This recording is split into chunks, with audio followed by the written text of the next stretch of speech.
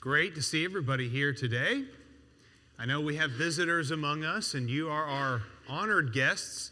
If you have any questions at all about our congregation or the things that we do together as a church, then please let us know. We'd love to open up our Bibles together with you and talk through, study through. We can pray together if you have a spiritual need of some kind. Just whatever questions you have, whatever spiritual need you have, we hope that we can be here for you and help out in whatever way we can. Every year, our elders pick a theme, something that we can kind of keep our hearts focused on from time to time throughout the year. Our theme is not always something that's going to affect every single Sunday and every single sermon, but we like to come back to it every few weeks or once a month. And I want to talk about a little bit, a section of our theme today. If you've not been with us before, if you're a visitor, for 2023, we're looking at lessons from 1st and 2nd Samuel in the Old Testament. And there's one lesson in particular that we've kind of focused on, which is to have a heart after God's own heart. We need to be people who are like God from the inside out. You can always do the right things and say the right things, but what God is really looking for is people who are after His own heart. And so from 1st and 2nd Samuel, there's a big lesson I want to take away today. This is today's part of that theme that I want to highlight, and it's this. Appearances can be deceiving. Appearances can be deceiving. I think that's one of the truly great themes from 1st and 2nd Samuel. You have a lot of incredible stories. You have complicated characters, and you have, over all of it, a God who can see beyond the surface level into the very heart of a person. To know if that person is living in pretense or in truth, to know if that person has truly given their heart over, or if they're just not quite there spiritually, emotionally, mentally. Let me give you a few examples here, and we're not going to spend a lot of time on each of these. These are things that we can come back to and highlight in other sermons. But just think about all of the examples from 1st and 2nd Samuel that show appearances can be deceiving. Like in the first couple chapters, you meet a woman named Hannah. She's childless, and yet childless Hannah, bullied and insulted by the people around her, treated like she's like a lesser part of her family, assumed to be an alcoholic, a drunkard outside the sanctuary of the Lord. And yet it is childless, bullied Hannah who proves to be vindicated in the end. You have the priest class serving there in the sanctuary. You would normally think, under this system of the law of Moses, that it would be the priests who would be the paragons of faithfulness and morality in the land of Israel. Like, of all people, surely the priests are living the right way, right? And yet it's Eli and his sons who are miscreants and rascals, and the ones who are actually leading the procession of immorality in the land of Israel. The magic box that they had didn't really prove to be magical at all. And they thought they could take the Ark of the Covenant outside the sanctuary and march it around before their battles, and their magic box would save the day and win battles for them. And it turns out it was just a box. It's what the box represented, being the presence and the power of God, that actually mattered, not the magic box itself. Having a king isn't the status symbol that you think that it is. In chapter 8 of 1 Samuel, give us a king like all the nations around us. And Samuel's response is, well, God said, I'm allowed to tell you you can have a king, but it's not always going to be pretty. And that king is going to conscript your children into his army, and he's going to tax you out of your gourd. And this having a king is not going to be the status symbol that you think that it is from the outset. The tall man who looked the part really didn't fit the part. And I'll say volumes 1 and 2 because there's a few tall, handsome men in the book of 1st and 2nd Samuel. A few tall, handsome men who proved to be worth a lot less than their height or their good looks. The ruddy shepherd who was overlooked by his family. Samuel went to the family of Jesse, and he saw a parade of good-looking young men, and those were his sons. And he thought, surely this guy's going to be the king. Surely do you have any other sons? Because God has rejected all of them. Well, there's David. He's the ruddy, young one. He's out in the pasture land, insulted by his brothers. You only came out to the battle because you're a looky-loo. You're a looky-loo. Why don't you go on back home? How about the toxic Philistine masculinity that you see pervasive in this book? How about the prosperity that really didn't make life as easy as people thought that it would? Things started going really well for someone like David. And it was actually in the midst of his times of prosperity, wealth, and abundance and comfort that sin took root. And finally, you can't run from your consequences. Maybe you think you can. Maybe things look okay. But appearances, as all of these stories show, appearances can be very deceiving. Before we go any further in the lesson, I want to highlight just one of these examples as a jumping off point to some practical lessons I want to look at. I want to go back to Hannah. I know she was the first one in that list of bullet points. Now, Hannah's a really interesting story. So go and open up to 1 Samuel. And we're going to we'll skim over chapter 1, just explain the story briefly. But I want to look at her prayer in chapter 2. So in her household, Hannah's married to a man. He has 2 wives.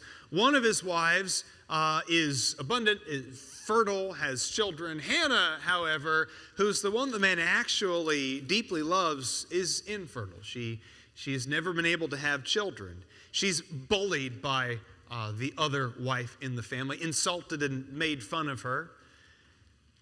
Until they go to the sanctuary. They offer sacrifices every year. It's the way that they do things then. And she's there with her family offering sacrifices, and she goes away on her own a little bit, and she prays very deeply within herself to God, that God would remedy this very difficult, very painful situation for her. She's mouthing the prayer, it's in her head, it's in her heart. And the priest Eli comes up and essentially wants to kick her out of there because he's like, I get women all the time, these alcoholics, these drunkards, they come in here, and why don't you take your miserable drunkenness away with you? She says, I'm not drinking. I'm not drunk. I'm praying. Can you imagine how bad the moral state of a land has to be that a priest, his automatic assumption, like the first thing he thinks is he sees a woman praying outside the sanctuary and she's just kind of mouthing words. How bad does a land have to be when your go-to assumption is it's another drunkard outside the sanctuary? That's pretty bad. That's a bad indication. That's a level of cynicism in Eli that is pretty shocking. And yet Eli steps back from that and hopes that God answers her prayers. And in faith, Hannah goes home. And God hears her prayers. And she has a little boy. She names him Samuel. And she dedicates that boy to the service of the Lord. Because after all, this was a boy, she was never going to have this baby without God's help. So it is only fitting that the boy that God gave to her by his providence and his power, that she should also devote that boy's life to serving God. That boy wouldn't exist if it wasn't for God. So serving God is really the least that they can all do. Now she offers a prayer here in chapter 2 that is a truly amazing expression of faith. And it is on par, I think, with the same kind of prayer that another woman prays many generations later in Mary, the mother of our Lord Jesus Christ. You'll see if you compare those 2 prayers, there's a lot of overlap in the themes of these prayers. Let's take a look at a few things here. In 1 Samuel chapter 2, let's begin in verse 1. Then Hannah prayed and said, my heart exults in the Lord. My horn is exalted in the Lord. My mouth speaks boldly against my enemies because I rejoice in thy salvation. There is no one holy like the Lord. Indeed, there is no one besides thee, nor is there any rock like our God. Boast no more so very proudly. Do not let arrogance come out of your mouth, for the Lord is a God of knowledge, and with him actions are weighed. All right, so already we're seeing the theme of appearances can be deceiving. A lot of us, right, in this world, we put our trust in big stuff. We put our trust in a career or in money or in our youth and our good looks, and there's this whole litany of things that we put our trust in that, hey, that appear to be doing okay for us. And you're living in a 3,000 square foot house with a nice green yard and a cool car in the garage, and you can look and say, hey, this is working out pretty well for me right now. Whatever it is I've put my trust in, whatever it is I've put my faith in, this is clearly paying off for me the way I'm doing things. In fact, if you've not put your trust in the Lord, all of those things, the nice house and the nice car and the career and all of that stuff, those might actually be the idols that are keeping your heart away from God. Those might be the very things in the condition that the rich man discovered in that story of the rich man and Lazarus. How when they died, the poor man Lazarus went to paradise and the rich man went away into darkness. And he looks up at Abraham at that place of paradise and said, just give me a drip of water. And what's Abraham's response? In your life, you had your good things. You got everything you wanted. Everything you wanted in your life. You prioritized wealth and career and status. And in your life, you got everything that you wanted. How does it feel now? Appearances can be very deceiving. Put your trust in the Lord, because at the moment, trusting in the Lord might seem like persecution or suffering or deprivation. Putting your trust in the Lord, like we studied in 2 Timothy earlier today, putting your trust in the Lord may be 2 Timothy chapter 4. And I've run the course and I've fought the good fight. And listen, I'm being poured out like a drink offering right now. It may be Philippians chapter 1. For my faith, I may die. I may be dead because of my faith. Appearances can be very deceiving. I love there in verse 3, by the way, watch out for what you boast in. Because the very thing that you boast in today might just be like an anchor around your neck tomorrow. You boast in your possessions. Listen, I'm a car guy. You know I love cars. I love watching shows about cars. I love YouTube channels about cars. I love cars. But here's the weird thing about cars. The fastest, coolest, rarest, most expensive cars in the world are also so finicky that they break down every other day. And yet you could be someone, and I had a Toyota Corolla that had 335,000 miles on it. And I just did basic maintenance to it. Just routine, change the oil, change the brake pads, that's it. 335,000 miles on a Corolla. But don't ever ask a Maserati owner how that's going for him or her. And if you know cars, you know what I'm talking about with a Maserati. Appearances can be very deceiving. Verse 4, the bows of the mighty are shattered. The feeble gird on strength, right? Appearances can be deceiving. The mighty with their bows, their bow gets shattered. And yet the humble, the poor, the meek, they're the ones who are girded in strength. Appearances can be deceiving. Those who are full hire themselves out for bread, but those who are hungry cease to hunger. Appearances can be deceiving. Even the barren gives birth to 7, but she who has many children languishes. That's clearly a very personal point for Hannah, because that was her life. That was what she was going through. Verse 7, verse 6, the Lord kills but makes alive. He brings down to the grave and raises up. The Lord makes poor and rich. He brings low. He also exalts. He raises the poor from the dust. He lifts the needy from the ash heap to make them sit with nobles and inherit a seat of honor. Appearances can be deceiving. For the pillars of the earth are the Lord's, and he sets the world on them. He keeps the feet of his godly ones, but the wicked ones are silenced in darkness. For not by might shall a man prevail, because appearances can be very, very deceiving. Verse 10, those who contend with the Lord will be shattered. Against them he'll thunder in the heavens. The Lord will judge the ends of the earth. He'll give strength to his king. He will exalt the horn of his anointed. Appearances, as Hannah's own life illustrate, can be very deceiving. So here are some key lessons that I take away, and these are going to be kind of broad spectrum type of lessons, like big picture 1st and 2nd Samuel lessons. And by the way, we're going to be going through 1st and 2nd Samuel twice this year in our adult Bible classes. So you'll be able to take it either this summer or you'll be able to take it in the fall quarter, whichever one you end up taking. So we're going to look at all these stories in greater detail. We're not going to be missing any of this if the Lord wills. But I've got just some big key lessons from 1st and 2nd Samuel that just drive home the point that appearances can be deceiving. Lesson number 1 is everybody has a weakness. You might seem really, really strong on the outside, but everybody has a weakness.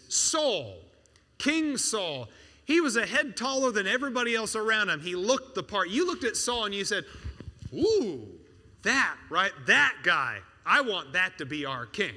That should be our king right there. And yet Saul had a deep-seated insecurity that negatively impacted his life as king almost from the very beginning. How about Goliath's pride? The 10-foot tall warrior, the champion of champions. He had that gigantic spear and greaves and armor, and yet a little bit of pride. A little bit of boasting. And Goliath found himself laying on his back on the ground with a rock stuck in his forehead. Even Absalom's luxurious mane proved to be part of his undoing. Everybody has a weakness. I don't care if you're Saul or Goliath or Absalom or anybody else in the world, everybody has a weakness. Remember what Paul said in 2 Corinthians chapter 12 when Paul had to confront a weakness in his own life. He had a thorn in the flesh, and whatever it was, we don't really know. We're not told specifically, but whatever that thorn in the flesh was, the Apostle Paul prayed 3 times that would be taken away from him, and God said, no, I'm not going to take it away. This is given to you so that you can be shown not to boast. And I'm going to show you that, as he says there in 2 Corinthians 12, my power is perfected in weakness.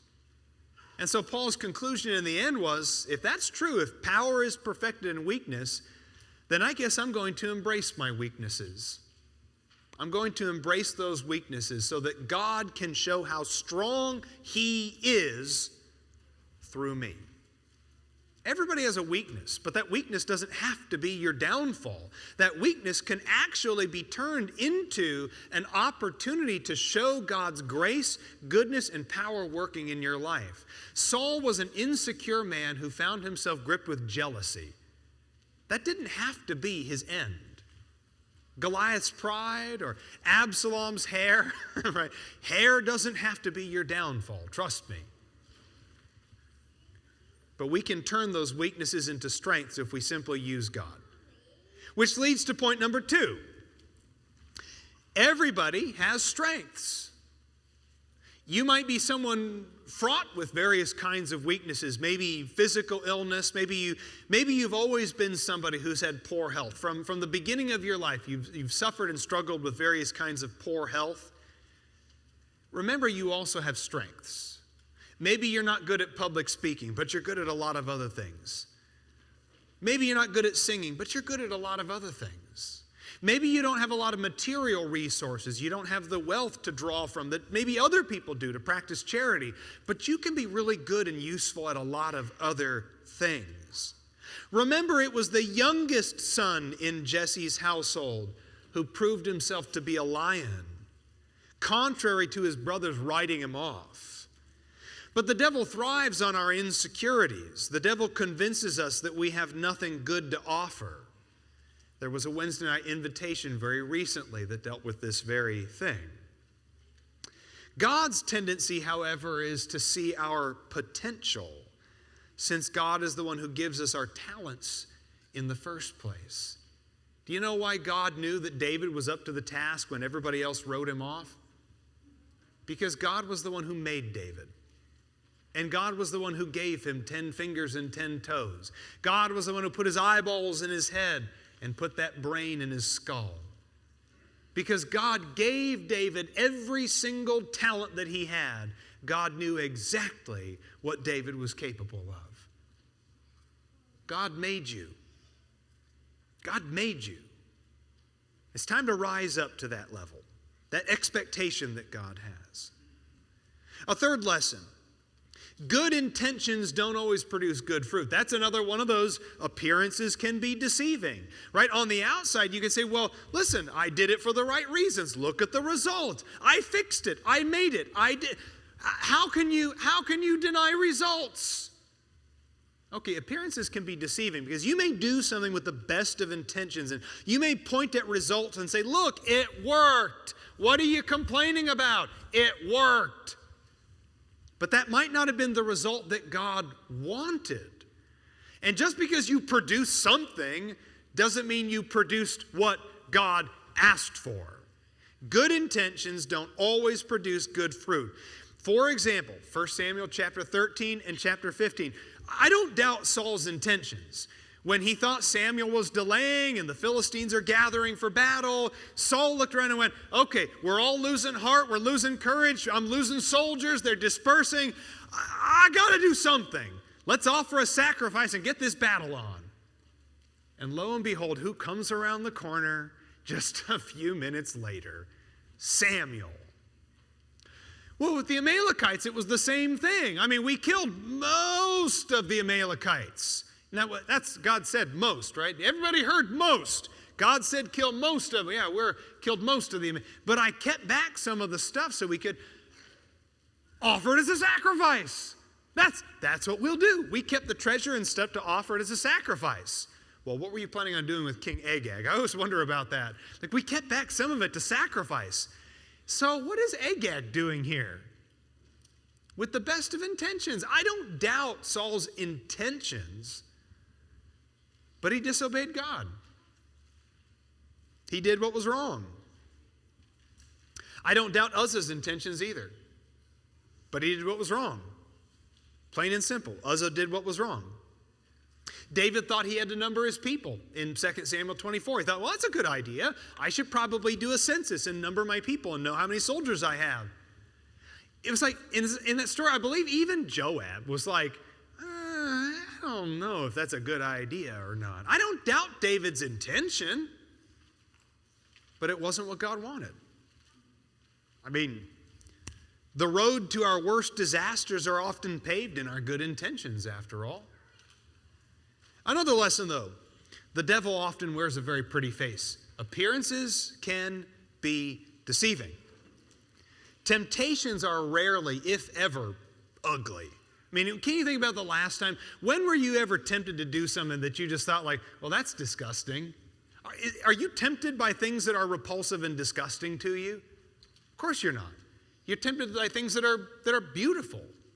When Eve looked at that piece of fruit in Genesis 3, the text even says, well, that was a good-looking piece of fruit.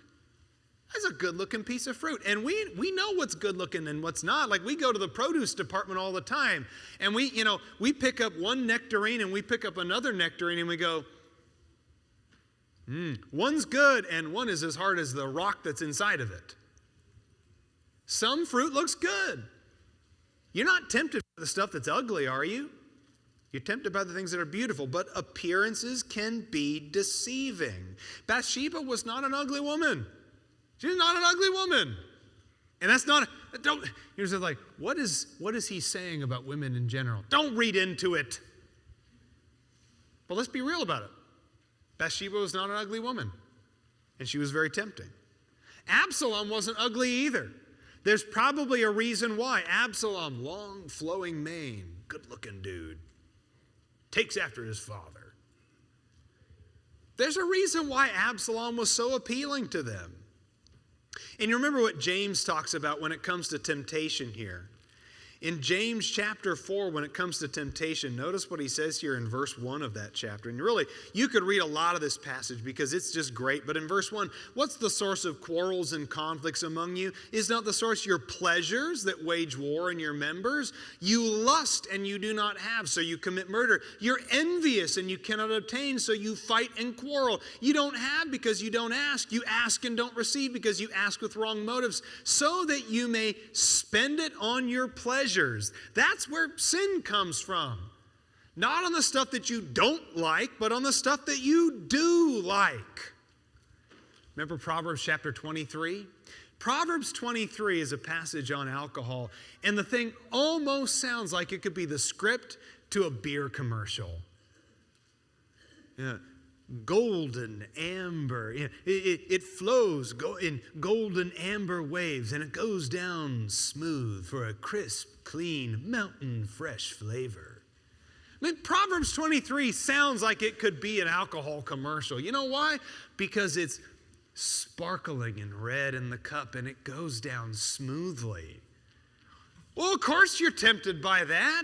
You made it sound so good. But appearances can be deceiving. For at the last it bites, and it stings, and it ruins your life. Status symbols mean nothing if the status reads lost. Status symbols mean nothing if the status reads lost. 1 Samuel chapter 8. Israel comes to Samuel, the judge.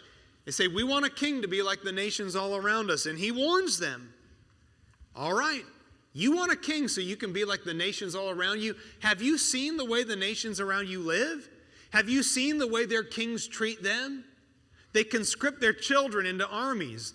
He taxes them. He puts them into forced labor so that he can live luxuriously in a palace. You want to have a king like the nations around you? Go look at the nations around you. All right, fine. Have your king. Get your status symbol. Similarly, your own status symbols might just be evidence of poorly aligned priorities. The things that you were striving for so much. I got a good career and get good money, and I want to live here, and I want to have that, and I want to live in that great neighborhood, and I want to get that Maserati. All those status symbols that you put so much stock in, they're just evidence of poorly aligned priorities. I love that passage in Haggai chapter 1. In Haggai chapter 1, verses 1 through 6, he talks about what a shame it is. What a shame it is that the house of the Lord just sits desolate. It's dilapidated, unfinished. And yet you live in these nice paneled houses.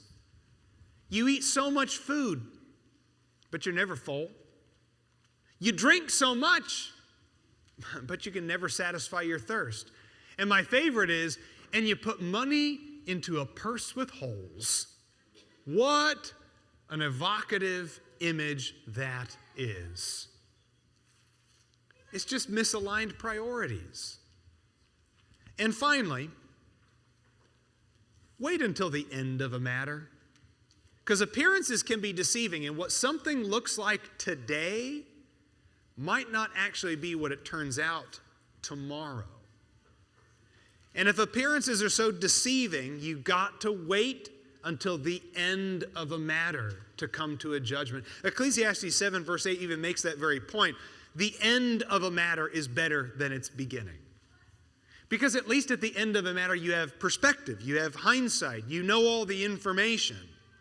There are numerous examples of presumption in 1 and 2 Samuel. Saul, for example, presumed something about Samuel. Saul said, well, Samuel's delaying. He's not going to come. I need to offer this sacrifice now, or God won't help me win the battle. That's presumption on Saul's part. Nabal was presumptuous when David came to Nabal's people asking for assistance. Nabal said, who is this David? How do I know who David is? I mean, I know who Saul is, and I know he's the one currently in charge, but who really is this David character? I'm going to go ahead and sit back and see how this thing plays out. Presumption. Ahithophel makes a decision during Absalom's revolt, And he sides with Absalom because I think in his mind he's going, well, we've got old man David there, but we've got the younger version. We got Absalom. He's basically like his dad. He's brave and good looking and heroic, but he's like half his age. I know what I'll do. I'll just kind of slip into Absalom's camp and become his chief advisor because I know the writing on the wall. I know who's going to win this. The young stud, clearly. Is that how things turned out for Absalom? Or Ahithophel for that matter?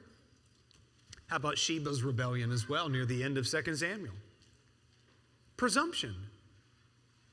Jumping the gun is maybe another way you can put it. Be careful not to act when you have insufficient information on something. Show patience with people. See how situations unfold.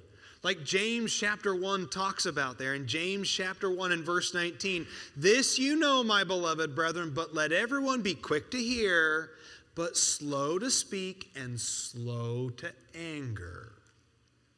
Allow tomorrow's sun to shine unique light on today's news. And don't give up hope just because things don't look good today. Don't put your hope in earthly things simply because those earthly things look good today. For tomorrow, like James chapter 4 puts it, you have no idea what tomorrow is going to be like. So when you say, let us go to such and such city and we'll do business and we'll make a profit, when you say that, it's not from wisdom. You have no idea what tomorrow is going to be like. You have no idea what troubles may befall you or what blessings may come upon you. And so say, if the Lord wills, and let's see what God's plans are. Now, if you're not a Christian here this morning, you really ought to be. All of these lessons, I get that they're from the Old Testament. They have an application, and within that covenant, I understand all of that. And yet there are principles behind these stories. The lives of Samuel, Hannah, Saul, David, Absalom, all of them, the good, the evil. Their lives are teaching us lessons. They reach forward 3,000 years into the future to show us how to live by God's will and where to prioritize and how, as our theme puts it, to be people who are after God's own heart. And if you've not been living that way, and you've not put God first in your life, and you've not obeyed the gospel, then it's time to start doing that. Because you don't know what tomorrow has in store for you. So make the decisions today that you know you need to be right with God. So I encourage you, whatever spiritual needs you might have, please let it be known by coming forward as we stand and sing.